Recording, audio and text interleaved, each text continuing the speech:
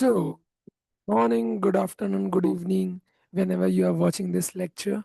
So, we are back with the part 2 of our revision lecture, fast track lecture of chapter 4. What is chapter 4, sir? Chapter 4 is share capital in debenture. So, हम लोग ये पढ़ रहे थे and we were continuing this chapter. Last जो हमने lecture लिया था उसमें हम लोगों ने यहाँ से लेके, ठीक है, ऑलमोस्ट यहाँ तक के जितने भी सेक्शंस थे वो कवर कर लिए थे. होप सो आप लोगों ने ये वीडियो देख रखा होगा. लास्ट वाला नहीं देखा है तो प्लेलिस्ट में वो वीडियो डला हुआ है, एक बार उसको देख लो and then we will continue. ठीक है, तो बाकी लोग इसको देखना चालू करो जिन्होंने अभी तक दूसरा वीडियो नहीं देखा है. वो पहले एक बार वो देख के आ जाओ, उसके साथ फिर इसको भी कंटिन्यू करो. चलो आ जाओ. आज हम लोग क्या पढ़ने वाले सर? इसके अंदर बहुत सारे सेक्शंस है. तो हमने 43 से 51 तक का जो भी सेक्शन का बात था एकदम प्रॉपरली, मोस्ट इंपॉर्टेंट तरीके से, बेस्ट तरीके से हम लोगों ने इसको निपटा लिया है. अभी हम लोग क्या पढ़ रहे हैं सर? अभी हम लोग पढ़ रहे हैं next important topic, that is chapter 4 के अंदर सेक्शन 52 से जो चालू होता है. 52 की जो सीरीज है ना, वो बढ़िया सीरीज है. ठीक है, 52. Okay okay okay. हाँ सर, ये पीडीएफ कहाँ पे मिलेगा यार? ये आपको आपकी ग्रुप्स में मिल जाएगा, टेलीग्राम चैनल पे मिल जाएगा, और एल्स अगर आपके पास नहीं है तो आप मुझे इस छोटे से प्यारे से नंबर पे व्हाट्सएप कर दो. ठीक है, मैं आपको भेज दूंगा या अवेलेबल करवा दूंगा. Okay, so let's start back on the topic. Section 52, issue of shares at premium. इससे हम लोग चालू कर रहे थे. प्रीमियम में हम लोग पढ़ने वाले थे issue of shares at premium. तो उसके लिए क्या सीन है, कैसा है? देखो क्या बोलता है ये सेक्शन क्या बोलता है कि भाई, क्या अपन शेयर्स प्रीमियम में इशू कर सकते हैं? हाँ, पहले तो बताओ प्रीमियम क्या होता है सर? प्रीमियम मतलब होता है जब कंपनी जो अपने शेयर्स इशू करती है वो हायर प्राइस में करती है then their face value. Face value अगर 100 रुपए का है, उसमें मैंने 10 रुपए प्लस एक्स्ट्रा करके लिया है, तो समझो 110 प्राइस दिख रहा है. तो जो 10 रुपए का कंपोनेंट है ये प्रीमियम का कंपोनेंट है. ठीक है, तो ये चीज़ होती है. जो भी डिफरेंशियल अमाउंट आ रहा है उसको प्रीमियम बोलते हैं. तो जो इशू है पावर, मतलब जो पावर है इशू करने का प्रीमियम में shares, need not specifically provided. जरूरी नहीं कि ए में लिखा हो तभी आप कर पाओ, आप कर सकते हो. मतलब it's a general power, you can issue the shares at premium. ठीक है, प्रीमियम किस फॉर्म में होगा? या तो कैश या तो काइंड के फॉर्म में होगा. ठीक है, और सर इसके अलावा ये बोल रहा है कि it is carried to a separate account, जिसका नाम ही क्या होता है? Securities premium account. तुमने 11th 12th के अकाउंट्स में इसको पढ़ा होगा यार, फाउंडेशन में पढ़ रखा होगा, सिक्योरिटीज प्रीमियम अकाउंट, एसपीए. ठीक है, तो ये बोल रहा है ये जो अमाउंट है ना प्रीमियम का, इसको फ्री रिजर्व मत मानना. ठीक है, as it is in the nature of a capital reserve. It is a अलग type of a reserve. It is not a free reserve at all. Free reserve किसके लिए अवेलेबल होता है सर? जनरली डिविडेंड डिस्ट्रीब्यूशन और बाकी सारे activities के लिए. लेकिन ये जो प्रीमियम है इसके कुछ स्पेसिफाइड 5 जगह है जहाँ पे वहीं पे आप खर्चा कर सकते हो, वहीं पे यूटिलाइजेशन कर सकते हो. वो क्या है सर? देखो आपको अलग से ये दिख जाएगा. ठीक है, ये अलग से हाईलाइटेड है. क्या है सर? ये 5. सर कैसे याद करना है? पहले तो तुम क्या याद करो पता है क्या? पहले तो तुम ये याद करो. अगर ये याद हो गया ना तो तुम अंदर का लिख लोगे.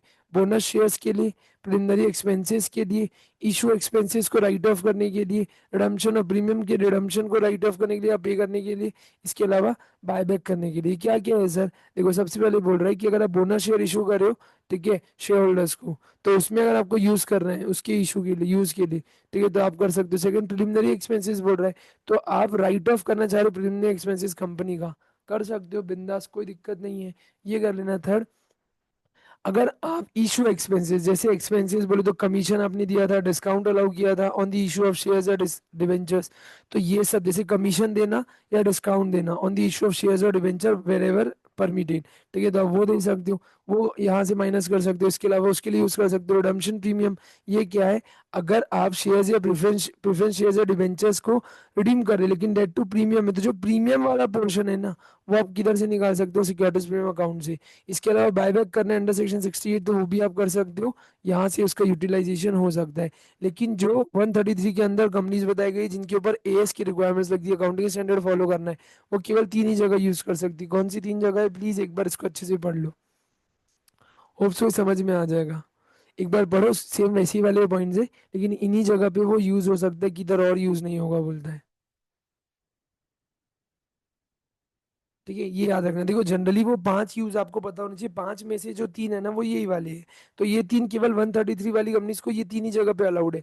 133 वाली कंपनीज क्या है? जिनके ऊपर 133 लगता है. वो कैसे पता चलेगा सर? वैसे तो चैप्टर 9 में है 133 वाला जो सेक्शन है, बट वो भी उतना डेप्थ में हमको यहाँ पे कवर्ड नहीं है. तो बस इतना समझ लो, जिनको भी अकाउंटिंग स्टैंडर्ड्स फॉलो करना है, ठीक है। जिन भी कंपनीज को, वो केवल ही 3 जगह पे ये सिक्योरिटीज में उनका पैसा यूटिलाइज कर सकती है, बाकी कंपनीज 5 जगह पे कर सकती है। आई होप सो आ गया होगा। आ गया है तो मैं आगे बढ़ता हूँ।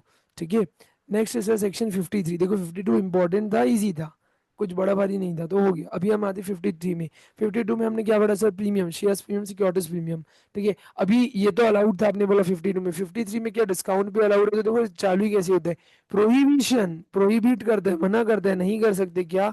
On the issue of shares at discount. तो डिस्काउंट में आप शेयर इशू नहीं कर सकते। सर सही में, हाँ, आज की डेट में अगर आपने किया तो वो क्या हो जाएगा? वॉइड, क्योंकि अलाउड ही नहीं है।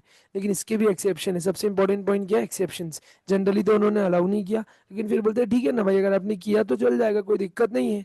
दो एक्सेप्शन है। पहला क्या है? अगर आप सेक्शन 54 के according sweat equity shares issue कर रहे हो, ठीक है, तो स्वेट शेयर्स जो आप इशू करते हो अपने एम्प्लॉयज, डायरेक्टर्स वगैरह को, तो उसको आप डिस्काउंट पे या अदर देन कैश कंसिडरेशन में जैसे आप करना चाहो कर सकते हो। इसके अलावा शेयर्स अगर आप चाहो तो डिस्काउंट में इशू कर सकते हो। इंपॉर्टेंट इंपॉर्टेंट इंपॉर्टेंट, जब आप दो वर्ड डेट को कन्वर्ट कर रहे हो इक्विटी में, शेयर्स में, as per statutory resolution plan और debt restructure scheme of RBI, मतलब आरबीआई अप्रूव्ड जो भी स्टेचुटरी रिजोल्यूशन प्लान है, स्टेचुटरी मतलब लीगली आप समझो कोई रिजोल्यूशन प्लान लेके आए हो, या रिस्ट्रक्चरिंग स्कीम है, डेट को रिस्ट्रक्चर करना। सर डेट को रिस्ट्रक्चर करना क्या होता है? समझो जैसे दो कंपोनेंट होते हैं, तो इक्विटी को, तो डेट। तो डेट मतलब समझो मैंने किसी से उधारी ले रखा है, अब मैं उधारी शायद नहीं चुका पा रहा हूँ, या उनके साथ में कॉम्प्रोमाइज कर रहा हूँ, कम ज्यादा कर रहा हूँ। ऐसा है कि मैं 10 रुपए देना था, मैं बोल रहा हूँ यार मेरी 10 रुपए देने की हिम्मत नहीं है अभी, ठीक है, 7 रुपए दे पाऊंगा, और उसमें कुछ कुछ अरेंजमेंट कर रहा हूँ, 1 रुपए का ये ले लो, 2 रुपए का ये ले लो, या ऐसा वैसा करके।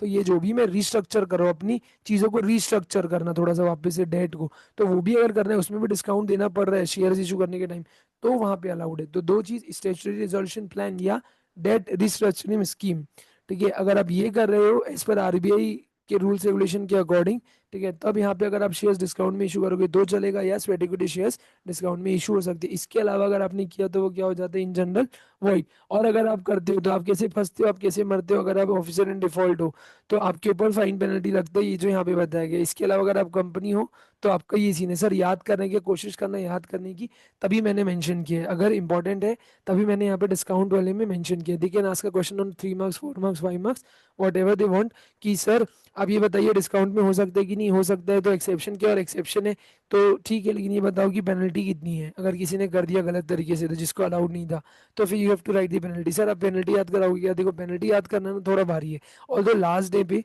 जो होता है ना रिवीजन के, उसमें जब हम लोग एग्जाम जाते, तब हो सकता है अपन एक कोशिश करेंगे कि अपन एक वीडियो रिकॉर्ड करके डाल दे जितनी इंपॉर्टेंट पेनल्टी सबकी, लेकिन अभी पेनल्टी याद करना इज नॉट पॉसिबल, आप भूल जाओगे।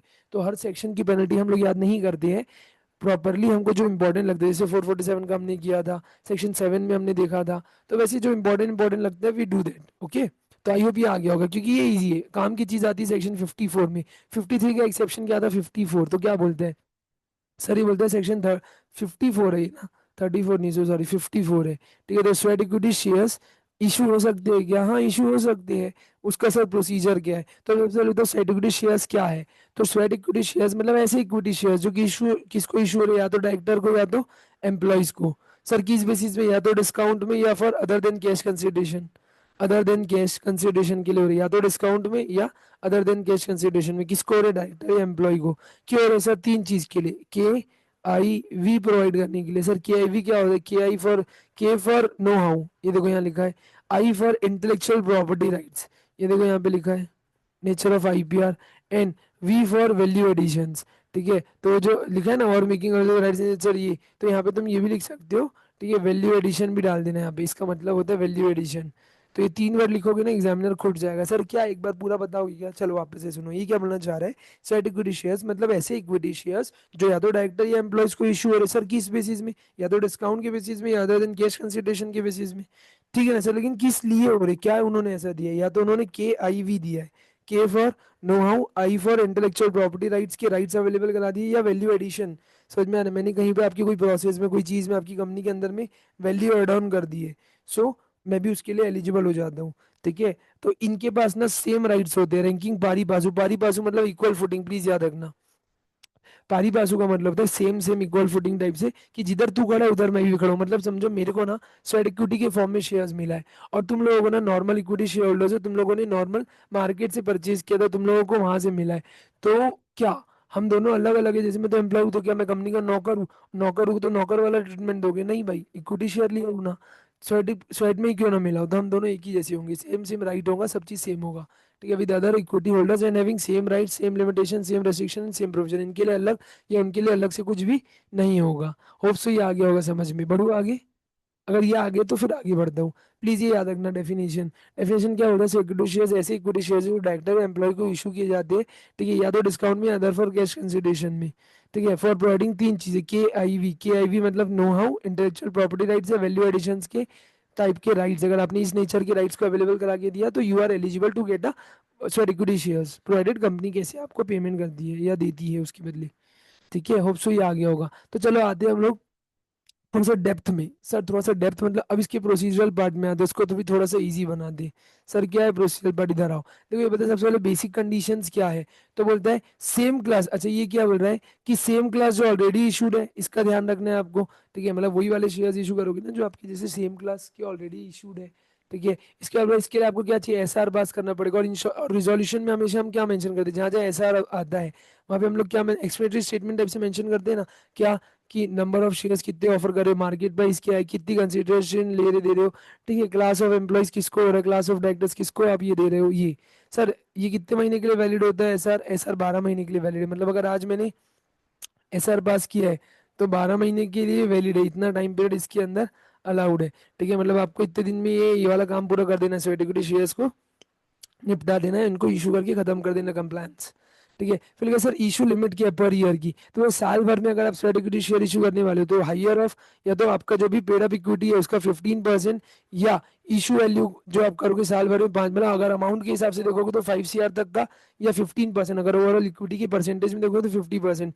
दोनों में से जो भी हायर होगा उतना आप क्या कर सकते हो, इशू कर सकते हो।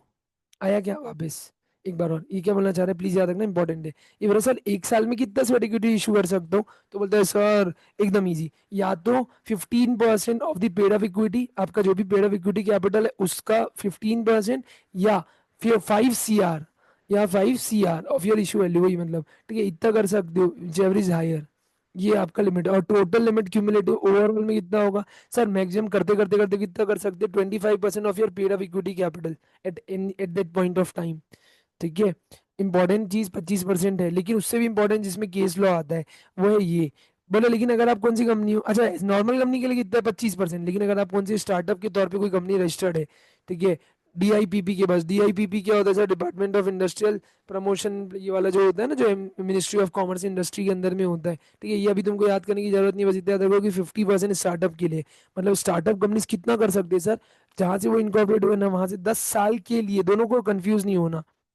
इब्रे, जैसे समझो अगर मेरी कंपनी बनी थी 2015 में, तो 2015 में स्टार्टअप कंपनी बनी, वहां से लेके 10 साल तक मतलब 2025 तक मैं क्या कर सकता था, इशू करते करते करते करते करते कितना कर सकता था, 50% तक, दोनों में से जो भी पहले खत्म हुआ। समझो जैसे मैं 8 साल में ही 50% कर चुका हूँ, तो और कर सकता हूँ क्या? नहीं। और अगर मैं 50 समझो ऐसा हुआ कि मेरे 10 साल हो रहे लेकिन मैं अभी तक केवल 45% किया हूँ, तो 5% और 11वें साल कर सकता हूँ? नहीं, क्योंकि उन्होंने जो भी पहले आपका खत्म हो गया एक तरीके से, बस इतना समझ लो अभी के लिए।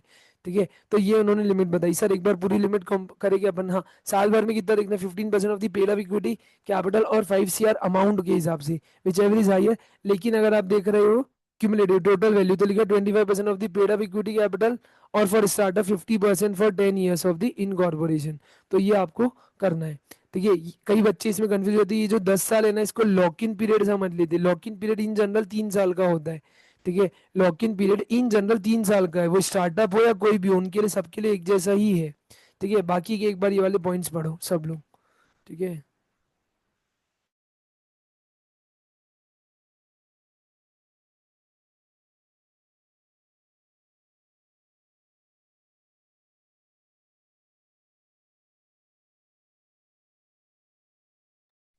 पढ़ लिए क्या? देखो क्या है, तो लॉक इन पीरियड कितने साल का हो गया, 3 साल, तो सर वो 10 साल क्या था? वो 10 साल और 3 साल अलग है, समझो। लॉक इन पीरियड मतलब बोल रहा है कि अब आपके जो शेयर्स होंगे ना 3 साल तक ट्रांसफरेबल नहीं होंगे, भले आपके नाम पे होंगे, लेकिन वो एक तिजोरी के अंदर बंद करके रखा जाएगा, मतलब आपकी कस्टडी में आपके पास नहीं होंगे, एज अ ट्रांसफरेबल राइट के तौर पे, कि आप उसको ट्रांसफर कर सको ना, आपके ऊपर उसका राइट नहीं होगा।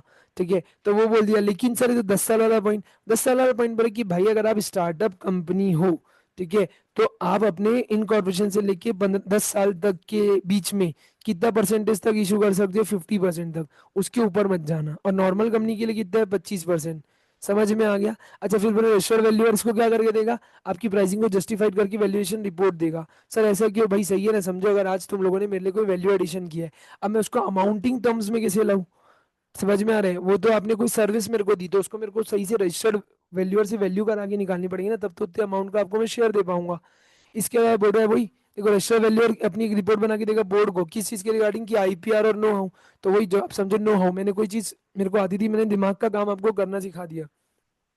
तो उसकी वैल्यूएशन कैसे निकालोगे, उस वो रजिस्टर्ड वैल्यू आगे निकालता है। ठीक है। फिर लिखा है नॉन कैश कंसिडरेशन, मतलब कि ये सब कुछ भी नहीं, डेप्रिसिएबल एमोर्टाइजेबल जो है ना, उसको बैलेंस शीट में लिखा है ना, और अदर रिकॉर्डेड एज एक्सपेंसेस। मतलब ये जो भी कंसिडरेशन है, अगर वो डेप्रिसिएबल एमोर्टाइजेबल है तो उसको बैलेंस शीट में दिखाना पड़ता है, और अदर है तो यहाँ के लिए हमारे काम का नहीं please. If you guys don't write this, it will be fine, okay, no issues on that. तो अगर आपने इतना प्रोसीजर समझ लिया बेसिक कंडीशन का, देखो मैक्सिमम टाइम क्वेश्चन इन्हीं सब टॉपिक्स के ऊपर आएगा, लिमिट्स, ठीक है, और ये सब के ऊपर। तो अगर आपने इसको अच्छे से कर लिया तो you will be very very very मतलब कॉन्फिडेंट। ठीक है। तो वो आपको बहुत हेल्प करेगा। ये आया क्या समझ में। तो मैं आगे बढ़ता हूँ, या कहीं डाउट है तो पूछ लो।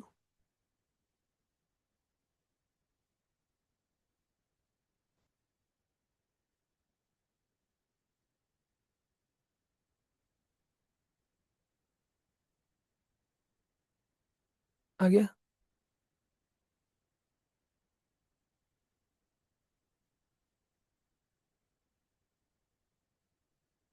कहीं डाउट।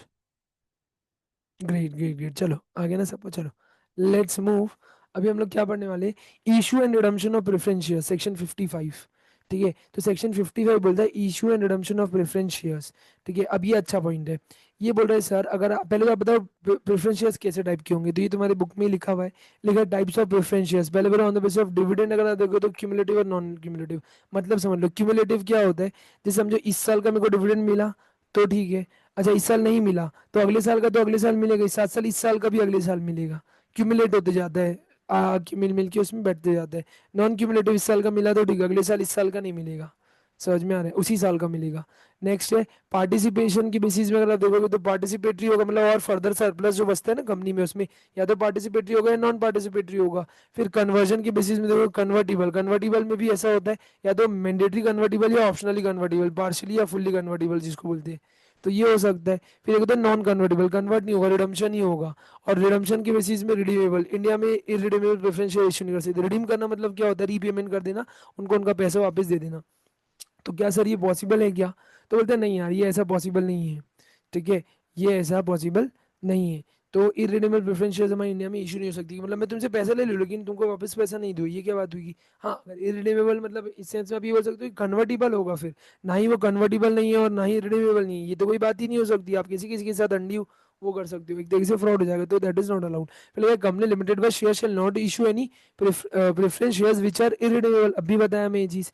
फिर क्या सर, इशू एंड रिडम्पशन और प्रेफरेंस शेयर्स का पूरा सेक्शन 55 और रूल 9 क्या बोलता है, चलो आओ, पढ़ते हैं। पहले तो समझिए क्या लिखा है, कंपनी जो लिमिटेड बाय शेयर है, अगर वो इशू करना चाहती है रिड्यूस प्रेफरेंस शेयर, तो वो तभी कर सकती है जब आर्टिकल से ऑथोराइज होगी। अब सर मैक्सिमम टेन्योर कितना होगा उसका, तो पता इन जनरल कितना होता है 20 ईयर्स, तो 20 साल के अंदर आपको उसको क्या करना पड़ता है रिड्यूस, मतलब अगर आज मैंने तुम लोगों से पैसा लिया तो 20 साल बाद मैक्सिमम मेरे को लौटाना पड़ेगा ही पड़ेगा, नो अदर वे। ठीक है। वही चीज लिखी है। इसके अलावा हाँ, फिर लिखा है कंडीशंस क्या, इस पर रूल 9 तो बड़ा एसआर पास करना पड़ेगा आपको इशू करने के लिए, और आपका दो चीज का डिफॉल्ट नहीं होना चाहिए, एक तो रिडम्पशन ऑफ प्रेफरेंस शेयर्स या उसके ऊपर का डिविडेंड का, मतलब अगर मैंने समझो पहले प्रेफरेंस शेयर्स रिडीम करे थे, आज वो इशू करे थे और आज वो रिडम्पशन के लिए ड्यू है लेकिन मैंने रिडम्पशन नहीं किया, तो या payment of dividend on preference shares, समझ में आ रहा है, जो डिविडेंड का पैसा मेरे को देना है प्रेफरेंस शेयर्स के ऊपर, वो खा के बैठो, ये सब खा के बैठूंगा तो और मेरे को फर्दर अलाउड थोड़ी नहीं करेगा। इसके अलावा क्या बोल रहा है कि डिस्क्लोजर इन रेजोल्यूशन, तो आपको रिजोल्यूशन में आपको डिस्क्लोज करना है। ठीक है। क्या की terms explanatory statement must mention justification and details of the issue, भाई जब आप ये पास कराओगे तब आपको ये सब बताना पड़ेगा ना, तो वो हो गया। ठीक है। अब लेकिन इसी का एक्सेप्शन क्या बोला, मैक्सिमम 10 का ये बोला अगर आप कौन सी कंपनी, इंफ्रास्ट्रक्चर कंपनी हो, तो आप 20 साल नहीं, 20 साल से ज्यादा लेकिन 30 साल तक रख सकते हो, मतलब अप टू 3 ईयर्स तक आप रखोगे, लेकिन हर साल जहां से 21वां साल चालू हुआ आपका फ्रॉम दी 21st, ये 2113 नहीं है, ये 20 फर्स्ट है, तो जहां से भी 21वां साल चालू है वहां से हर साल 10-10% क्या करते जाना, रिडीम करते जाना। तो फिर आप एक नंबर आपके हाथ में, मतलब आखिरी तक के सही सॉर्ट अमाउंट बचेगा, आपको एकदम ज्यादा हार्ड नहीं होगा। देखो 30 years is a very very very long period, ठीक है। 20 ईयर्स इज अपने आप में ही सबसे लॉन्ग पीरियड है। तो 20 ईयर्स अलाउ करना ही बड़ी बात होती है, तो आपको 30 ईयर्स तो आई डोंट थिंक इतनी जल्दी अलाउ करेगा, ठीक है। तो इसीलिए उन्होंने क्या बोला कि अगर आप बड़ी कंपनीज हो, ठीक है, तो आपको क्या करना रहेगा, आपको one thing you need to do कि आप क्या बोलते हैं इसको, 10 साल, जैसे 21वां साल खत्म होगा वहां से जो अगले 10 साल बचेंगे हर साल थोड़ा थोड़ा थोड़ा थोड़ा रिडम्पशन करते जाना। इंफ्रास्ट्रक्चर इंफ्रास्ट्रक्चर प्रोजेक्ट वाली जो कंपनीज होती है इनको लमसम पेमेंट लगता है, इसीलिए इनको इतना टाइम अलाउ किया है। इन जनरल टाइम किया 20 साल, लेकिन इंफ्रास्ट्रक्चर प्रोजेक्ट वाली कंपनी हो तो 30 साल। अब सबसे अच्छी चीज आ जाती है सर, अब आज हमने पैसा तो ले लिया, लेकिन जब रिडम्पशन का टाइम आया तब कैसे करेंगे। तो रिडम्पशन किस किस चीज से कर सकते हो, या तो जो आपके पास प्रॉफिट अवेलेबल है आप उससे कर लो, जितना भी प्रॉफिट आपके पास है, तो जितना प्रॉफिट अवेलेबल है उससे कर सकते हो, या out of fresh issue of shares. अच्छा, जब भी आप रिडम्पशन कर रहे हो तब वो शेयर्स क्या होने चाहिए, फुल्ली पेड अप, है ना। अगर वो आउट ऑफ प्रॉफिट रिडीम्ड हो रहा है तो उसमें क्या करोगे, equal transfer equal to the nominal value to CRR, मतलब सीआरआर में एक अमाउंट डालोगे जितना भी आपका जो प्रिंसिपल वैल्यू होगा, समझ में आ रहा है, नॉमिनल वैल्यू होगा उतना।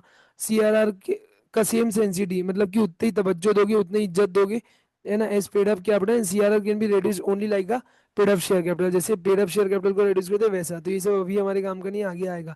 Redemption is not considered reduction of authorise share capital, ये भी बहुत अच्छा है। ऑफ कोर्स देखो, रिडम करना मतलब रीपेमेंट करना, और रीपेमेंट करना मतलब आपका कैपिटल कम होना। तो जो हम लोग सेक्शन 66 में रिडक्शन ऑफ कैपिटल पढ़ते हैं, क्या ये वो है, नहीं है, बोलता है, ठीक है। Is not considered reduction of the authorise share capital, ये तो बेसिक है, ये तो होना ही है, ठीक है। होप सो ये आ गया होगा। इंपॉर्टेंट चीज क्या है इसमें पता है क्या, ये है क्या, आ गया क्या, नहीं, ये तो एकदम बेसिक है। ये लिखा है sources of premium on redemption of preference share. Preference shares में अगर आप रिडम कर रहे हो ऑन प्रीमियम, तो प्रीमियम का पैसा कहाँ से निकालोगे, 133 में कवर्ड हो तो ओनली आउट ऑफ प्रॉफिट, ठीक है। शेयर इशूड बिफोर द, यानी कि 1926 वाले थे आप, ठीक है, और अभी इसको रिडीम कर रहे थे, या तो प्रॉफिट या सिक्योरिटीज में हम कहीं से भी कर सकते हैं, और बाकी सारी कंपनीज भी आउट ऑफ प्रॉफिट और सिक्योरिटीज में हमसे कर सकती है। 133 तुमको याद है क्या, और सेक्शन 52 याद है क्या, 52 में हम लोगों ने ये पॉइंट पढ़ा था, ठीक है। ये काम का नहीं, काम का चीज क्या है, ये वेरी इंपॉर्टेंट है, ये वेरी इंपॉर्टेंट है, प्लीज याद रखना, मेरे साथ बने रहना 2 मिनट, एकदम इजी। ये क्या बोलना चाह रहे हैं मेरी बात समझो, हिंदी में समझ जाओगे तो इंग्लिश में अपने आप आ जाएगा, फिर तुमको बस केवल वर्डिंग्स को 2 बार पढ़ के याद करना रहेगा। ये क्या बोलते हैं, ये बोलते हैं सर, क्या हुआ कि साल, जैसे समझो इस साल ना 2025 में मैंने 10 साल पहले कोई प्रेफरेंशियल इशू किया था, आज वो रिडीम्पशन का टाइम आ गया है। लेकिन जब रिडीम्पशन का टाइम आया ना, तब अनेबल टू रिडीम, मतलब मेरे पास उतना पैसा नहीं है जितना मेरे को मेरी लाइबिलिटी मेरे को पे ऑफ करना है। तो अगर मैं रिडीम नहीं कर पा रहा हूँ तब मैं क्या करूंगा, तो फिर आप ना एक स्कीम बनाते हो, उसमें जो भी अप्रूवल अगर लगती है, ठीक है, आप पहले अपने शेयर होल्डर्स को पूछ लोगे, ट्रिब्यूनल को पूछ लोगे, सब लोग को पूछने के बाद, ठीक है, आप कुछ फाइनल करते हो। आप क्या फाइनल करते हो सर, ठीक है, आप एक स्कीम बना लिए। अब what you do, you take the consent from the share holders, and आप उनको स्कीम में क्या देते हो, आप उनको बोलते हो अब जो मैं बताने वाला हूँ उसको अच्छी सुनना, बस वो सुन लिए तो हो जाएगा, ठीक है। ये बोल रहे हैं कि देखो यार, मेरे को ना एग्जाम्पल के तौर पर तुम लोगों को ना 12% प्रेफरेंस शेयर्स को क्या करना था, रिडीम, ठीक है। ये मैं नहीं कर पा रहा हूँ आज जब डी हो रहा है, तो मैं तुम लोगों को क्या बोल रहा हूँ, मैं तुमको इसके बदले नए वाले 10% प्रेफरेंस शेयर्स इशू कर दे रहा हूँ। सर पेमेंट पेमेंट नहीं कर रहा हूँ ना मैं, पेमेंट के बदले ये वाले जो थे ना, इसके बदले में ये शेयर इशू करूँ, तो सर इसमें फिर पैसा लोगे, नहीं, यहाँ पे पैसा नहीं लेंगे, ये उनको किस में करेंगे, फ्री ऑफ कॉस्ट। तो क्या मान लेंगे, ये जो नया वाला प्रेफरेंस शेयर्स दे रहा हूँ, ये इसका क्या हो गया, इसके बदले का पेमेंट, मतलब एक तरीके से other than cash consideration payment हो गया है, तो उसको डिम टू बी रिडीम मान लेंगे। इंपॉर्टेंट वर्ड है डिम टू बी रिडीम। ये 12% वाला कब रिडीम हो जाएगा, जैसे ही 10% वाला इशू हो जाएगा। तो मैं तुम लोग से पूछता हूँ, तुम लोग को ये स्कीम चलेगी क्या, तुम लोग को मैं 12% प्रेफरेंस शेयर्स आज रिडीम करने का टाइम था, मैं नहीं कर पा रहा हूँ, मेरी गलती है, मैं मान रहा हूँ, लेकिन हम लोग एक स्कीम बना रहे, एक अरेंजमेंट करे, एक अग्रीमेंट करे, जिसमें अगर तुम लोग इसमें अग्री हो कि मैं तुमको 12% प्रेफरेंस, मतलब तुम्हारा कोई ऐसा अमाउंट कम नहीं होगा, 10% और 12% देखिए, कंफ्यूज मत होना। मैं जैसे एक हाइपोथेटिकल एग्जांपल ले रहा हूँ, ठीक है, तो मैं तुमको नए वाले 10% प्रेफरेंस शेयर्स दे देता हूँ इशू करके। तो आर यू रेडी, मतलब आप, और इसमें मैं तुमसे पैसा नहीं लूंगा, और इसको मैं अगले 5 साल में आपको रिडीम कर दूंगा, या जो भी रहेगा जैसा भी रहेगा, ठीक है। तो ऐसा कुछ अगर मैं स्कीम बना के दे रहा हूँ, तो ये क्या होता है, ये इसके अंदर होता है, ठीक है। ये केस आ जाता है इसके अंदर, तो जहाँ कंपनी क्या पोजीशन में नहीं है अपने शेयर्स को रीपे करने की, रिडीम करने की, ठीक है, या डिविडेंड देने की उन प्रेफरेंस शेयर्स में, तो उन शेयर्स को एक्चुअली क्या बोलते हैं, अनरिडीम प्रेफरेंस शेयर्स। तो in accordance with the terms of the issue then such company क्या करती है, फर्दर रिडीमेबल प्रेफरेंस शेयर्स। तो ये वाला नहीं कर पा रहे हो तो इसके बदले क्या इशू किया मैंने, फर्दर रिडीमेबल प्रेफरेंस शेयर्स। ठीक है, टू दी होल्डर ऑफ अनरिडीम, अनरिडीम मतलब ये वाले जो 12% जिसको होल्ड करते हैं उसको ये नया वाला दे दिया, है ना। कितने अमाउंट का शेयर दूंगा, equal to the amount due including dividend there, और तो जितना अमाउंट ड्यू और जितना डिविडेंड ड्यू है वो मिला के जितना होता है उतने का दे दूंगा।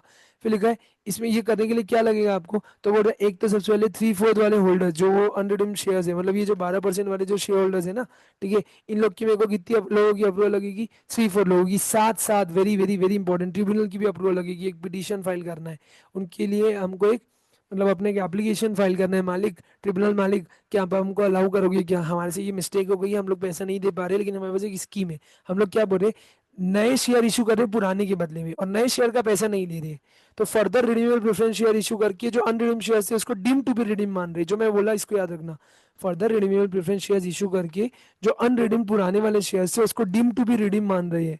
ठीक है, और उसमें नया पैसा भी नहीं दे रहे, आपको चलेगा क्या, तो अगर ये 3/4 और ट्रिब्यूनल दोनों का आ गया अगर कंसेंट, तब तो कोई दिक्कत ही नहीं, फिर आप आगे बढ़ जाओ। तो in this way the unredeemed preference share shall be deemed to have been redeemed, तो हम लोग मान लेते कि ये क्या हो गया, रिडीम। होप सो ये आ गया होगा, अगर आ गया तो बताओ, मैं आगे बढ़ता हूँ क्योंकि ये इंपॉर्टेंट पॉइंट है। सेक्शन 55 के ये वाले पॉइंट के ऊपर क्वेश्चन आते हैं, दे आस्क क्वेश्चंस।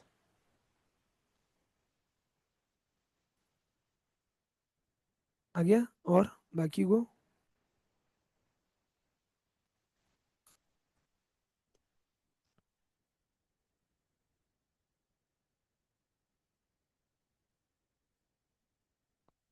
आ गया ना, चलो आगे बढ़ रहा हूँ। अब ये क्या बोल रहा है, सर ये जो सीआरआर अपन बार बार बनाते हैं, ठीक है, उसका क्या इशू है, तो बोल रहे इसका एक ही इशू, मतलब इसका एक ही यूज हो सकता है fully paid up bonus share issue करने का, यूटिलाइजेशन इसका यही है, fully paid up bonus share आप इशू कर सकते हो। फिर लिखा है sir a company shall register a transfer only if the following condition prior to suggestion. समझिए क्या पता चला, कंपनी एक ट्रांसफर को तभी रजिस्टर करेगी, ये क्या है सर, अरे तुमको याद है क्या, सेक्शन 56 में आ रही ना अभी अपन 55 खत्म करके, तो वो यही बोलना चाह रहा है, company shall register a transfer only if the following condition fulfil prior to the such registration. तो जो भी नीचे लिखी गई कंडीशन होगी वो अगर आपने फुलफिल करी तब तो आपका ट्रांसफर रजिस्टर होगा, जैसे आज मैं मेरे नाम से शेयर्स, ठीक है, किसी और को ट्रांसफर करो तो इसके नाम पे तभी रजिस्टर होगा जब सब चीज़ की कंडीशन फुलफिल होगी। तो क्या डिपॉजिटरी या डिपॉजिटरी पार्टिसिपेंट जो होते हैं, जो मीडिएटरी या इंटरमीडियरी होते हैं, वो भी लायबल होंगे 447 में अगर उन्होंने कुछ गलत किया तो। ठीक है, ये क्या है सर, पढ़ेंगे इसको।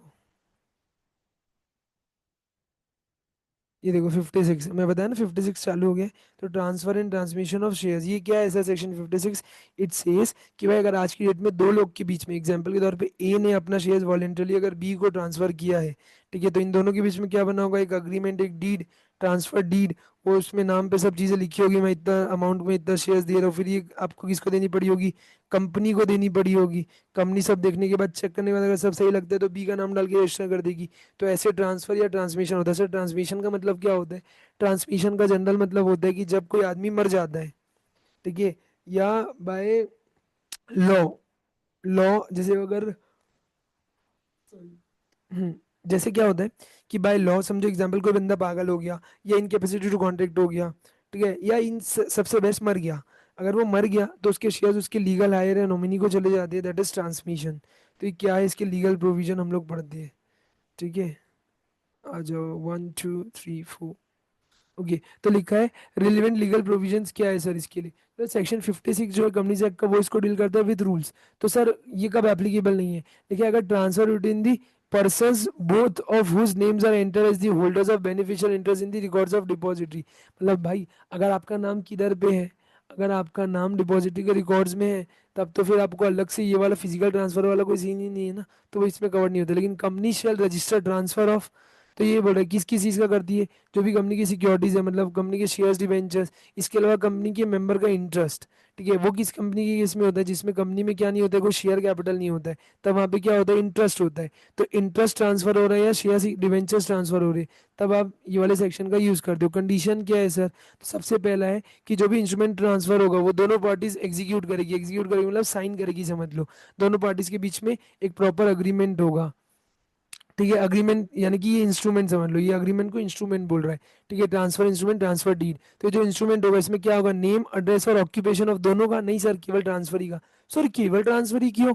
अरे बाबू, ट्रांसफरर जो है, समझो एग्जाम्पल के तौर पे आ जाओ, ए अपने शेयर्स बी को ट्रांसफर कर रहा है, तो ए का नाम तो पहले किसके पास है, कंपनी के इस रिकॉर्ड्स में ही ना।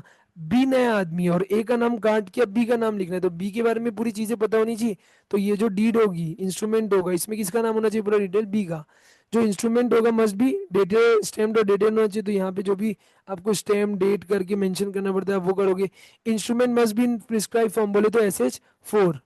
समझ में आ रहा है, SH4 के फॉर्म में होगा। इसके अलावा इंस्ट्रूमेंट आपको डिलीवर करना पड़ेगा। ठीक है, टू दी कंपनी, मतलब कि समझो आज ए और बी अगर ये कर ली, तो अब ये जो इंस्ट्रूमेंट है बना के इसको देंगे, कंपनी को देंगे। ठीक है, कंपनी तभी तो चेक करेगी और सब सही लगता है तो आपको क्या दे देगी, शेयर सर्टिफिकेट। ठीक है, कितने दिन के अंदर, 60 दिन के अंदर, जहाँ से एग्जीक्यूशन किया है। सर ये क्या बोलना चाह रहा है, एग्जाम्पल के तौर पे जहाँ से हमने ये साइन किया है, तो ये जो इंस्ट्रूमेंट बनाया है, जिस दिन से हमने एग्जीक्यूट किया उसके 60 दिन के अंदर हमको किसको इन्फॉर्म कर देना है, कंपनी को, कि मालिक ये हमारे बीच में ट्रांसफर हो रहा है, हमारे हिसाब से सब सही है, आप भी देख लो और सब सही लगता है तो मेरा नाम काट के इसका नाम लिख दो। आया क्या समझ में? चलो आओ, तो लिखा, लेकिन सर ऐसा हुआ मेरा जो इंस्ट्रूमेंट है ना वो घूम गया है। मैंने, ऐसा हुआ ए ने पैसा ले लिया बी से। बी, अब ए ने अपना इंस्ट्रूमेंट किसको दे, मतलब वो डीड बन गई, बी के पास आ गई। ठीक है, शेयर सर्टिफिकेट और ये सब दे दिया। अब बी से क्या हो गया, वो इंस्ट्रूमेंट लॉस्ट हो गया या डिलीवर नहीं किया गया टाइम पे। तो वही चीज लिखी है कि ये जो प्रोविजो ये अलाउ करता है रजिस्टर करना ट्रांसफर इंडेमनिटी के बेसिस में। इंडेमनिटी के एग्जांपल के तौर पर समझ लो, एक बॉन्ड देना पड़ता है आपको, इंडेमनिटी बॉन्ड समझ लो।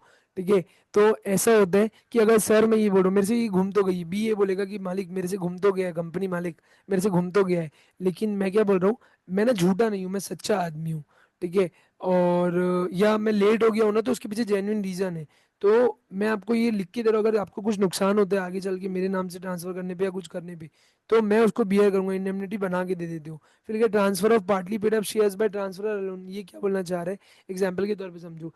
अभी क्या हुआ, ए ने बी को जो शेयर ट्रांसफर करे ना, ठीक है, वो 10 रुपए के शेयर थे लेकिन उसमें केवल 6 रुपए पेड था, अभी भी 4 रुपए क्या था, अनपेड था। तो ऐसे अगर partly paid up shares transfer कर रहा है ट्रांसफरर, अब ये ट्रांसफर अलोन लिखा है, मतलब कि ना ये जो ट्रांसफर डीड बनी थी ना, ये लेके कौन आया कंपनी के पास, ट्रांसफरर ए लेके आया। ठीक है, तो कंपनी को डाउट होगा क्या, कि company shall not register the transfer of partly paid up share, जब तक कि एक नोटिस SH5 के फॉर्म में किसको नहीं दी देता, ट्रांसफर को, मतलब ना कंपनी एक बार बी को बचेगी, ए बी सुनना सुनना सुनना, ये जो ए है ना ट्रांसफरर, तू है ना ट्रांसफरी, तेरे नाम से एक तो ये लेके आया है। ठीक है, जिसमें ना 10 रुपए का शेयर है, 6 ही रुपए पेड है, 4 रुपए की लाइबिलिटी आज भी जिंदा है। अगर मैं तेरे नाम पे ट्रांसफर करूँ, तूने सही में अगर शेयर लिया है, तो याद रखना बाद में तेरी लाइबिलिटी आ सकती है, तेरे को कोई एतराज है क्या? तो वही चीज हम लोग पूछते हैं, और बी को कितने दिन में जवाब देना है, 2 हफ्ते के अंदर में। वही लिखा है, and no objection receive within 2 months from the date of transfer, तो फिर हम उसको क्या मान लेते हैं कि आपको कोई ऑब्जेक्शन नहीं है, मतलब आपको 2 हफ्ते का टाइम दिया जाता है, आपको 2 हफ्ते के अंदर रिप्लाई करना है, whether you are agree, whether you agree और नॉट। समझ में आ रहा है? ऐसा। नेक्स्ट है sir, exemption for government companies और सिक्योरिटी। अभी हो रहा है गवर्नमेंट कंपनीज और सिक्योरिटीज को एग्जेम्पशन है, तो लिखा है भाई फुल एग्जेम्पशन किस हुआ, गवर्नमेंट कंपनी एग्जेम्प्ट है सेक्शन 56 से, अगर वो ट्रांसफर हो रहा है उसके नॉमिनी जो उसको रखी है। ठीक है, अगर कोई डिफॉल्ट नहीं हुआ 137 और 92 का। 137 क्या है, फाइनेंशियल स्टेटमेंट की filing with ROC, and 92 annual return की फाइलिंग। फिर लिखा है पार्शियल एग्जाम्पशन किसको है, अगर बॉन्ड इशू किए गए गवर्नमेंट कंपनीज के द्वारा, ओनली इंटीमेशन बताना है आपको इनके बारे में, बाकी कोई और फर्दर रिक्वायरमेंट नहीं है। ट्रांसमिशन वर्सेस ट्रांसफर, ट्रांसमिशन क्या होता है, ट्रांसफर क्या होता है। ट्रांसमिशन सब, जो ट्रांसमिशन कब होता है, जब आपका जो टाइटल टू शेयर्स है, मतलब समझो जो आपका ओनरशिप है, ठीक है, वो कब ट्रांसफर हो रहा है, या तो डेथ के केस में या सक्सेशन के केस में। सक्सेशन समझते हो, एक के बाद एक के बाद एक आगे जैसे बढ़ते जाता है उनके घर परिवार में या लोगों में। ठीक है, जनरली वो डेथ के बाद ही सक्सेशन होता है। ठीक है, या बैंकरप्सी हो गई, कंगाल हो गए, तो without the need of an instrument भी क्या होता है, ट्रांसफर, मतलब तब थोड़ी, समझो ए और बी दो लोग हैं, है ना, अब ए का नॉमिनी कौन था, बी, ए मर गया, तो अब ए के आप ऐसे कोई अंगूठा तो नहीं लगाओगे उसको जिंदा करके, वो थोड़ी ना आएगा साइन करने, तो वहाँ पे डीड बनाने की जरूरत नहीं है। ट्रांसफर का मतलब क्या होता है sir, voluntary transfer of ownership, change of ownership through formal instrument, proper instrument बनाते हो, यहाँ पे सब चीज़ देखते हो, डेट, साइन, स्टैम्प, सब चीज़ होता है, वो होता है सेक्शन 56 के अंदर वो वाला पार्ट। ठीक है, तो वो चीज़ वहाँ पे लिखी हुई है। इसके अलावा I was about to tell you guys this. Okay, ये क्या है सर, चलो आओ इधर। ये बोला sir transmission of securities, no instrument required. अब ये क्या है? एग्जाम्पल के तौर पर इन केस ऑफ ट्रांसमिशन जो लीगल डॉक्यूमेंट है, बोले तो death certificate, succession certificate is sufficient, और अलग से इंस्ट्रूमेंट नीचे। ऑफकोर्स मैंने बताया ना भाई, अब मरे हुए आदमी के साथ थोड़ी ना अब तुम डीड बनाओगे। ठीक है, तो वो जरूरी नहीं केवल आपको क्या दिखा देना, सक्सेशन सर्टिफिकेट की उसके बाद मैं हूँ, या डेथ सर्टिफिकेट वो निकल लिया ऐसा करके। फिर क्या, पावर टू रजिस्टर ट्रांसमिशन। ठीक है, ट्रांसमिशन रजिस्टर भी किया जा सकता है। कैसे? ऑफ कोर्स करते ही है ना यार। ठीक है, ट्रांसमिशन जो है वो लॉन्च करते ही है। ये क्या बोल रहा है? Company is empowered to register transmission if it receives intimation from the person entitle to transmission. कुछ नहीं, समझो मिस्टर ए किस मर गए, उनका बदले कौन था? उनका नॉमिनी बी था। ठीक है, मिस्टर ए मर गए तो बचा कौन? Mister B. अब बी मिस्टर जो होंगे वो क्या हो जाएंगे? मेन उसके ओनर हो जाएंगे, तो वो कंपनी को बताएंगे तो कंपनी उनका नाम डाल देगी। यहाँ पे अलग से इंस्ट्रूमेंट की जरूरत नहीं है। Legal representative of deceased person लिखा है, जो ट्रांसफर होगी security by the legal representative. अभी समझो ए मर गया तो उसका लीगल रिप्रेजेंटेटिव हुआ था बी। अब भी जरूरी नहीं है कि हर बार ये अपने नाम से पूरे शेयर्स को अपने नाम पे लगाए, बी के नाम पे लगाए, जरूरी नहीं। आज भी ए के नाम पे होगा, ये डायरेक्टली मिस्टर सी को चिपका सकते हैं, बेच सकते हैं। तो वो लिखा है, transfer security by the legal representative of the deceased person shall be deemed valid as if they were registered holder at the time of the execution of transfer instrument, even if they are not registered holder. ये क्या बोलना चाह रहे हैं? समझो, ए से B को हुए, क्योंकि ए मर गया तो बी को अपने, बी उसको ना रखना नहीं चाहते, बी अपने शेयर्स को बेचना चाहते हैं जो मिस्टर ए के थे। तो अगर वो बेच रहे मिस्टर सी को, तो जरूरी नहीं है कि इसके नाम पे पूरे शेयर्स हो, ये जो इंस्ट्रूमेंट बना हुआ हो। ठीक है, वो डायरेक्टली बी उसको, हम लोग ये डिम्ड मान लेते कि बी के नाम के शेयर्स है और बी इसका ओनर है। जरूरी नहीं कि ट्रांसफर हुआ हो ओनरशिप का टाइटल प्रॉपरली। ऑल्दो तो लीगल ओनरशिप दिख ही रही है ना, अपने आप ही पता चल जाती है। तो अलग से आपको उसको ट्रांसफर करा के फिर ट्रांसफर करने की नीड नहीं है। हम लोग उसको डिम टू भी मान लेते कि वो सही है। आया क्या ये? फिर देखो केसेस ऑफ ट्रांसमिशन क्या है? ये तीन ल्यूनेंसी समझते होंगे, पागल हो जाना। ठीक है, तो वहाँ आपका एडमिनिस्ट्रेटर आता है, इंश्योरेंसी में इंश्योरेंसी प्रोफेशनल आता है, और डेथ में लीगल रिप्रेजेंटेटिव आते हैं। फिर लिखा डिस्टिंक्शन क्या है सर ट्रांसफर और ट्रांसमिशन में? ट्रांसफर एक फॉर्मल इंस्ट्रूमेंट ऑफ ट्रांसफर के थ्रू होता है। ठीक है, और उसका कंप्लायंस सेक्शन 56 में बताया, जैसे आपको प्रॉपरली डीड बनानी है, स्टैम्प करनी है, डिलीवर करनी है। ट्रांसमिशन कब होता है? Automatically, because of operation of law, जैसे कि डेथ हो गई, बैंक्रप्सी हो गई। ओनली लीगल डॉक्यूमेंट रिक्वायर्ड है उसके लिए, और भी कुछ जरूरत नहीं। जैसे कि आपने डेथ सर्टिफिकेट दे दिया, ये सब कुछ। अब ये इंपॉर्टेंट है, ये तुमको पढ़ना है, याद करना है। प्लीज एक बार गो थ्रू कर लो, मैं इसके ऊपर ज्यादा डेप्थ में नहीं जा रहा। एक बार गो थ्रू कर लो इसको अच्छे से, कहीं डाउट है तो मेरे से पूछ लो।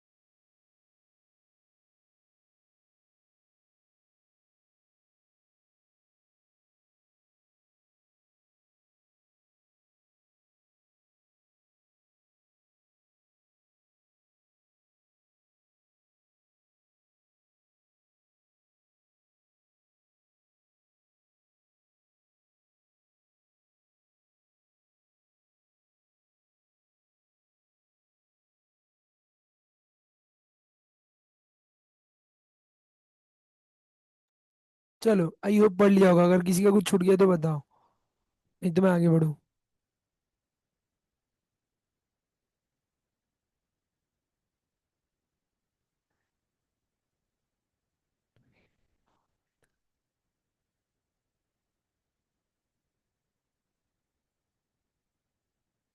हो गया ना?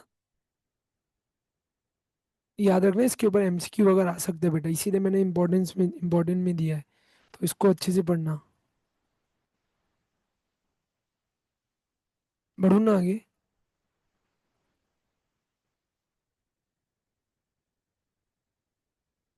ओके,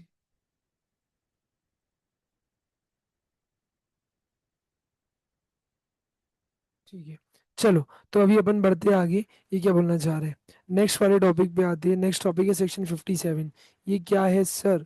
ये बहुत इजी चीज है, इसमें कुछ बड़ा भारी नहीं है। It says section 57 punishment for personation of by share holders. क्या समझे, जो आइडेंटिटी मेरी नहीं है, जो मैं हूँ नहीं, फिर भी मैं वो दिखा के या फर्जी नेम से या गलत नेम से एक से ज्यादा शेयर्स या गलत तरीके से शेयर लेना चाह रहा हूँ, ठीक है, तो वो पर्सोनेशन के अंदर आता है। जैसे सेक्शन कौन डील करते हैं उसको, सेक्शन 38, ठीक है। तो वही चीज यहाँ पे बोल रहा है कि अगर आपने डिसीटफुली पर्सोनेट किया, डिसीटफुली मतलब जानबूझ के किसी का काटने की कोशिश करी, जानबूझ के कुछ गलत करने की कोशिश करी, ठीक है। If you are doing this wrong by owner, as owner of security, समझो मैं किसी शेयर का ओनर नहीं हूँ फिर भी मैं अपना दिखा के उसको बेच रहा हूँ, ठीक है। Person having interest in the company और ओनर ऑफ शेयर वारंट और कूपन। अब ये समझ सको ना, शेयर वारंट या कूपन उसके बदले में जो आपको शेयर लेने का राइट मिलता है, शेयर मिलता है, वो। तो मैंने अगर ऐसा कोई ऑफेंस किया, किसी का धोखाधड़ी करी, ठीक है, तो ये क्या क्या कवर करता है। जैसे आपने क्या करना चाहा, कोई शेयर सिक्योरिटी खरीदना चाहा, इंटरेस्ट खरीदना चाहा, शेयर वारंट लेना चाहा, या कुछ और मनी जो किसी और का था वो आप अपना लेना चाह रहे हो, तो पनिशमेंट क्या, इम्प्रिजनमेंट कम से कम इतनी होगी, है ना, और मैक्सिमम इतनी होगी। और फाइन कितने का लगेगा, 1 लाख से लेके 5 लाख रुपए तक का। एडिशनल पेनल्टी की दर मारते हैं आपको 447 में, जो हम लोगों ने चैप्टर 3 में पढ़ रखा है, ठीक है। तो इतना भारी है ये। इसके अलावा एडिशनल पेनल्टी तो चलो ठीक है, फ्रॉड रिलेटेड पेनल्टी हो गई। 447 का ओवरव्यू क्या है, ये ओवरव्यू 6 महीने से 10 साल की सजा। फाइन कितना होगा, जितने का आपने फ्रॉड किया उससे लेके 3 टाइम्स तक का फ्रॉड। लेकिन अगर इसमें पब्लिक इंटरेस्ट इन्वॉल्व होगा तो ये सजा 3 साल की हो जाती है। अब आईपीसी क्या, इंडियन पिनल कोड का ये सेक्शन चीटिंग बाय पर्सोनेशन को डील करता है, और 419, ठीक है, चीटिंग बाय पर्सोनेशन में पनिशमेंट बताता है। वो बताता है 3 साल तक की सजा, अप टू 3 साल तक की सजा हो सकती है। इंटरप्रिटेशन नोट क्या बोल रहा है, ग्रेविटी ऑफ ऑफेंस, ग्रेविटी मतलब उसकी डेप्थ, तीव्रता, या ये मान के चलो कि कितना भारी ऑफेंस आपने किया है। तो under section 32 will be consider when imposing penalty. आपने बहुत ज्यादा तामझाम किया कि ठीक है थोड़ा कम ज्यादा में ऊपर नीचे में चला लेंगे। क्यूमुलेटिव रीडिंग देखोगे दोनों का, तो डिपेंड करता है, अलाउड है बोल रहे, दोनों में आप दोनों को ध्यान में रख के साथ साथ पढ़ते हैं, then after you move ahead. इसके ऊपर क्वेश्चन आ रखा है पहले, आगे भी आ सकता है। फॉर्स ट्रांसफर आई थिंक बहुत टाइम से अभी नहीं आया, तो आ सकता है। फॉर्स ट्रांसफर क्या होता है सर, फॉर्जरी आई थिंक आप लोगों ने सीए फाउंडेशन में पढ़ रखी होगी, सीएमए फाउंडेशन जहाँ से भी आप आए हो, ठीक है। तो आपने फाउंडेशन में जब इसको पढ़ा होगा, फॉर्स ट्रांसफर फॉर्जरी करना, जाली किसी का सिग्नेचर करना, आपने ये सुना होगा पहले। तो ये क्या लिखा है आपने, a transfer of share based on instrument containing false signature of transfer. Example के तौर पे समझो मिस्टर ए का कोई शेयर सर्टिफिकेट था, उसमें गलत जाली सिग्नेचर किसने किया, मिस्टर बी ने, और किसको चिपका दिया, मिस्टर सी को। तो ये गलत किया, तो वही चीज बोल रहा है कि इज इट वैलिड, नहीं ये बिल्कुल भी वैलिड नहीं, इट इज नलिटी। हमेशा रखना, फॉर्जरी क्या होता है, void ab initio, null, zero and void, null and बोलते हैं ना, जीरो एंड वॉइड, तो वॉइड एब इनिशियो है, ठीक है। और it has no legal effect, इसका इफेक्ट ही नहीं आता, वो ना स्टार्टिंग से जीरो है वो ट्रांजेक्शन, उसकी कोई बेस नहीं है।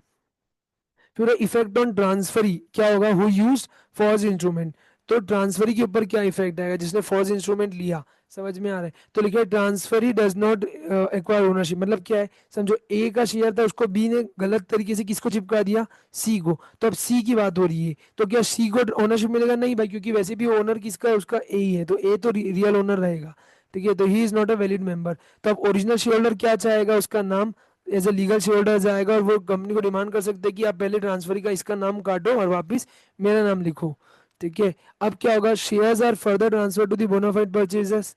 तो क्या लिखा है, न्यू बायर यानी कि जो सी था उसने कैसे लिया था, इनोसेंटली या जेन्युइनली, गुड फेथ में लिया था, तो उसको क्या मिलेगा, केवल कंपनसेशन, उसका पैसा उसको वापस मिलेगा, जो भी डैमेजेस हुए होंगे।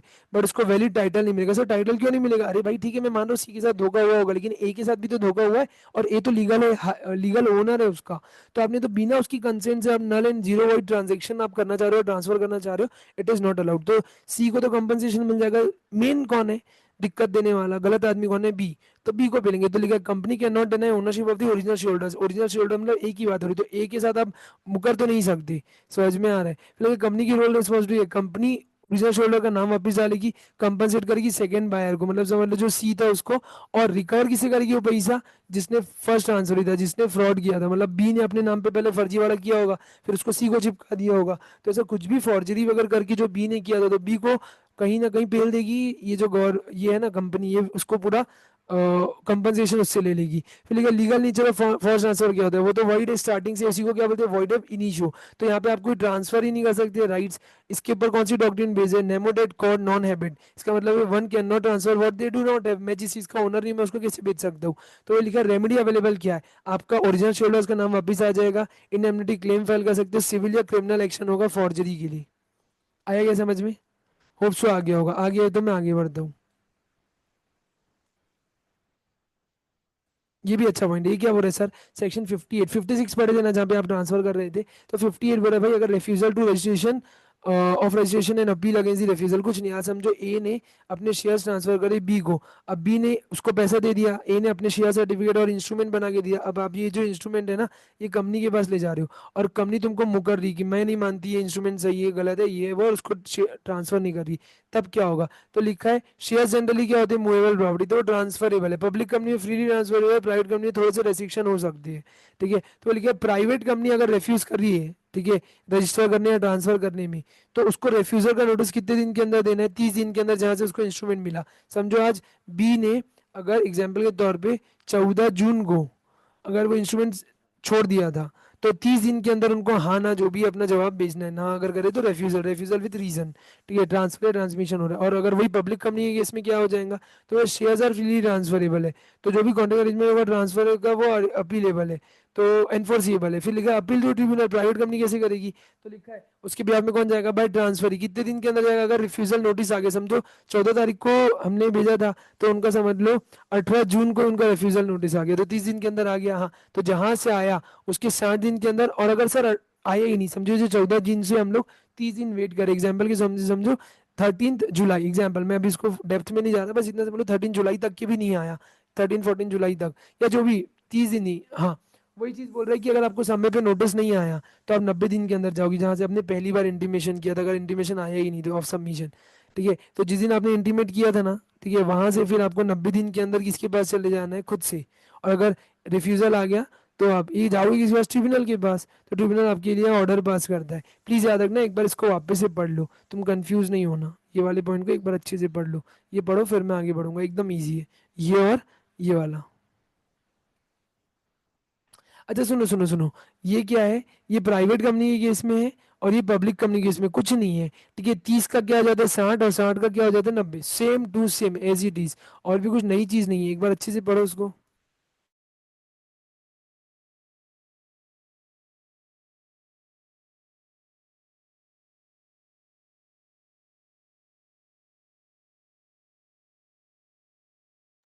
पढ़ लिए क्या?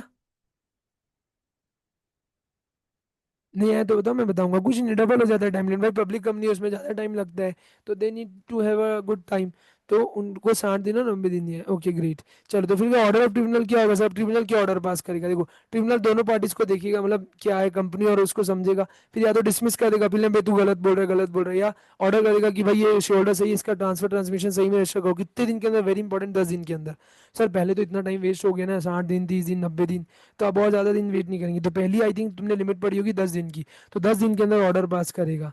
ठीक है, कि आप इसको करो, या ऑर्डर करेगा रेक्टिफिकेशन या डैमेजेस दोगे अग्रीव्ड पार्टी को। और आपने जो पेनल्टी करी, मतलब अगर आपने कॉन्ट्रावेंशन किया ट्रिब्यूनल के ऑर्डर का, तो आपको पेनल्टी लगेगी ना, तो इम्प्रिजनमेंट 1 से 3 साल और फाइन 1 से 5 लाख तक का आपके ऊपर लग सकता है।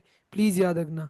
फिर और भी इजी पॉइंट है, ये क्या लिखा है, रेक्टिफिकेशन और रजिस्टर ऑफ मेंबर्स, ये क्या बोल रहा है सर? ये भी इजी है। क्या हुआ, आज हम लोग हर company register of members maintain करती है सेक्शन 88 में। ठीक है, अब इसमें क्या हुआ, कोई कोई मिस्टेक्स हुई हुई है, तो क्या वो मिस्टेक को रेक्टिफाई कर सकते हैं? ऑफकोर्स जरूरी है। सर मिस्टेक कैसी हो सकती है, इधर आओ।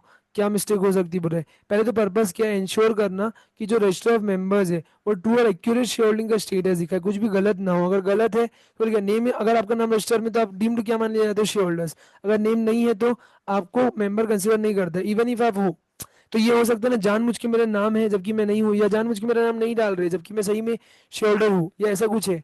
तो ये सब कुछ आपको देखना पड़ता है। तो अपील कौन कर सकता है? कोई भी अग्रीव्ड पर्सन जिसको ऐसा लग रहा है उसके साथ गलत हो रहा है, कोई मेंबर, या कंपनी खुद। सर कंपनी खुद अपने खिलाफ, हाँ, जैसे इसमें भी बहुत सारी चीजें हो सकती है ना, कि भाई समझो जैसे कि हमको नाम हटाना है, बस शेयर होल्डर कुछ नाटक नाटक कर रहा है कुछ, तो और भी दिक्कत है, तो आप खुद जा सकते हो ट्रिब्यूनल के पास परमिशन लेने के लिए, चेंजेस के लिए। फिर फॉरेन मेंबर्स वहाँ की कोई कंपिटेंट कोर्ट में जाएंगे जो वहाँ ऑथोराइज्ड है, सेंटर हमने जिसको वहाँ नोटिफाई करेगा, वहाँ जाके भी केस फाइल करेंगे तो चलेगा।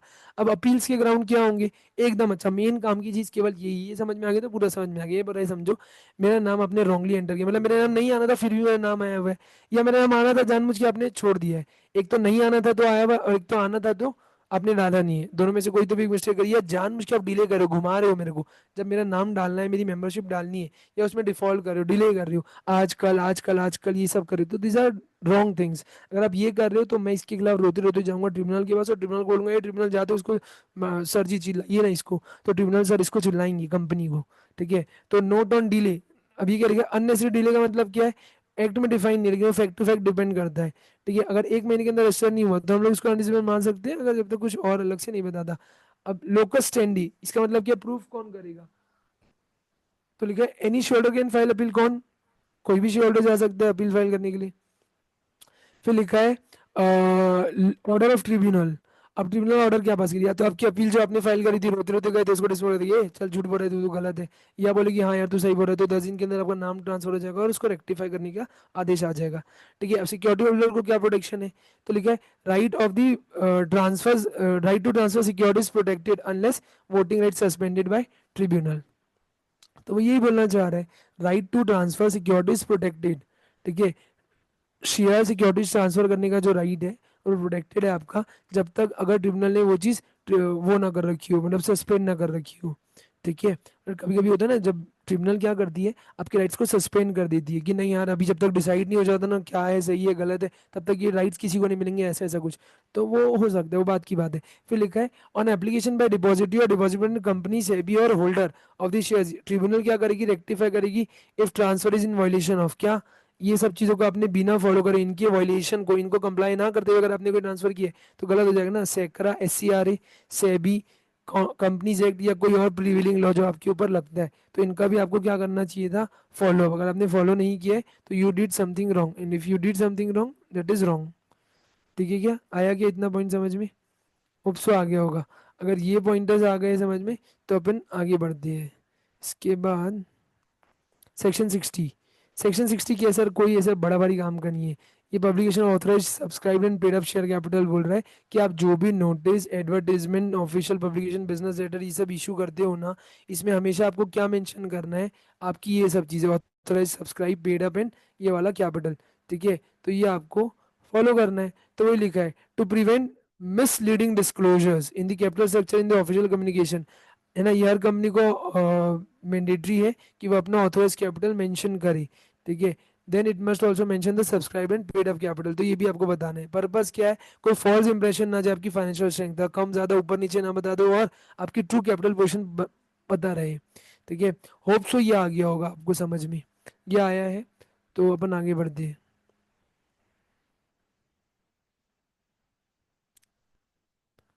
अब ये एक अच्छी चीज मैं बता रहा हूँ।